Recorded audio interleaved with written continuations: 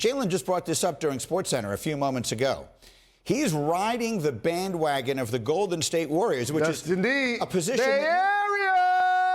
You, Stephen A., are quite familiar with from a year ago. Are they suddenly playing their way right back into this mix? I believe so. I believe that when we look at the Golden State Warriors and we see the way Jordan Poole played last night, we see the way Klay Thompson has been playing over the last several weeks, you see the elevation in his level of play. I always am of the mindset that when the Golden State Warriors have the Splash Brothers in sync, that has a contagious effect that's exponentially positive and really, really helps the rest of the squad. I do have major concerns about their size or lack thereof, but their experience, me seeing Kuminga with his athleticism, his willingness to attack the basket. We know he can play defense, and he actually makes some open threes. When you see that, you see Poole, you see Steph, you see Klay, you know they're going to make free throws and what have you as well. I definitely think they're dangerous, particularly when you consider the fact that there are too many people that are unproven. They're the champions. There are nobody. The CP3 doesn't have a championship. Devin Booker doesn't have a championship. Jokic, Ja Morant, and others don't have a championship. The people who are potentially standing in their way are starving for something that the Golden State Warriors are very experienced and accustomed to. So I don't have a problem with what Jalen said on SportsCenter at all. The only problem I had is that he left nothing to talk about with the Nuggets. Well, perhaps not. But Michael Wilbon, I've heard about Denver. I've heard about Memphis. I've heard about Golden State. I'm not hearing about that team with the Cactuses and the Coyotes right behind you that added Kevin Durant, looked pretty good in their first game together. How about the Suns? We're going to hear about them. And let me say, too, I don't have any problem with Jalen's selection, especially suppose Phoenix and Denver have to play in the second round, and suppose Golden State and Phoenix have to play each other in the first round, where the Suns are still feeling themselves out. They've got like 18 or 19 games. You would want to catch them, I would think, in the first series. We were just talking about a little history. The Suns did this once before. Steve Kerr, when he was the GM in 2008, went out and got Shaquille O'Neal to beat San Antonio, and they get the Spurs in the first round. And they lose, even with all the Hall of Famers. The Suns had like 4 Hall of Famers on that team. So let's come to modern day. The Suns, to me, what they did the other night, guys, and Jalen and Stephen A. are too young to remember this, they reminded me with the intellect they played with of the championship Knicks teams, of Frazier and Monroe and DeBusschere and Willis Reed and they remind Bill Bradley.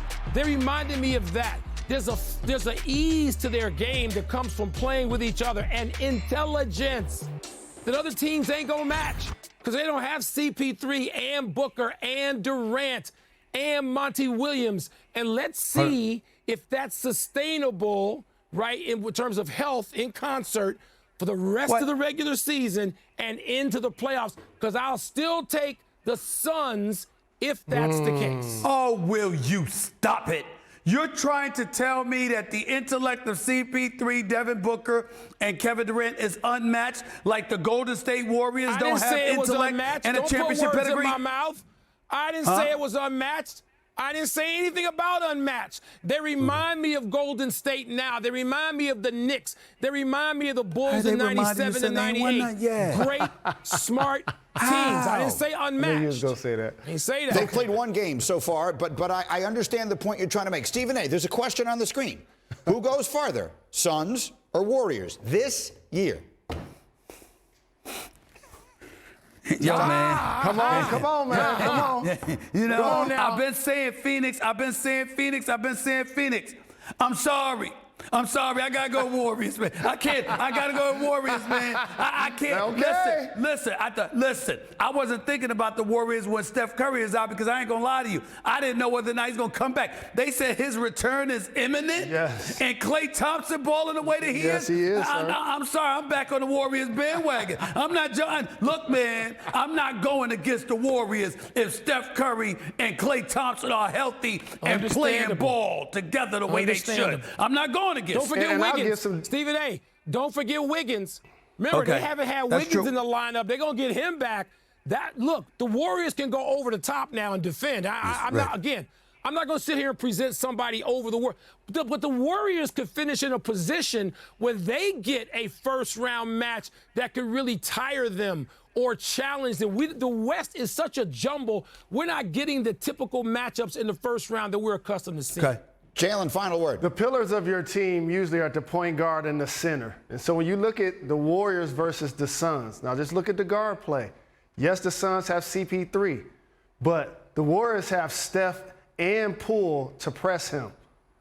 When you look up front, they're thin other than Ayton and Phoenix. Draymond Green and Looney can press him defensively. And if he ever gets in foul trouble, they're so thin, they're going to do pick and rolls, have him on a perimeter, try to get him in foul trouble, and the Golden State Warriors in the first round, without the Suns having that level of cohesion to play together in the playoffs, would have the advantage. That'd be something else. Kevin Durant, who won the 2 championships with Golden State, if he were to get knocked out by them in this first go-around in Phoenix, would lead to a very interesting summer filled with conversations. Thanks for watching ESPN on YouTube. For live streaming, sports, and premium content, subscribe to ESPN+.